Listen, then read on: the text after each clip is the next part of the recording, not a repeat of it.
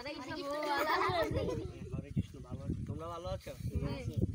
তো মহাপ্রভু বলছে আমাদেরকে, বলছে যে জীবে দয়া নামে রুচি বৈষ্ণব সেবন এর তন ধর্ম নাই শুনো রূপ সনাতন। এটা কাকে বলছে? এটা মহাপ্রভু বলছে যে রূপ সনাতন সনাতন গোস্বামীদেরকে বলছে যে নামে রুচি জীবে দয়া নামে রুচি বৈষ্ণব সেবন এর তন ধর্ম নাই শুনো রূপ সনাতন। এটা অর্থ কি?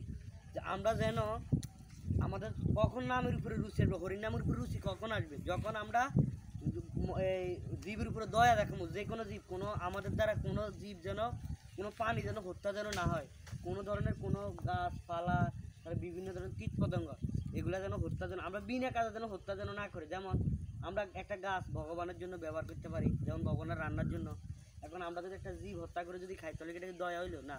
এই কারণে মা বলছে না, জীবে দয়া নাম রুচি বৈষ্ণব সেবন এর তন ধর্ম নাই রূপ সনাতন। এটা কোন জায়গায় বলছে মহাপ্রভু? চৈতন্য ভাগবতে পারে। তোমরা চেষ্টা করো এই যে মহাপ্রভু যে কথাটা বলছে যে জীবে দয়া নামে রুচি বৈষ্ণব সেবন এর তন ধর্ম নাই শুনো রূপ সনাতন, তোমরা ঠিক এই মহাপ্রভুর আদেশগুলো মানি চলার জন্য চেষ্টা করো। ঠিক আছে? হরে কৃষ্ণ।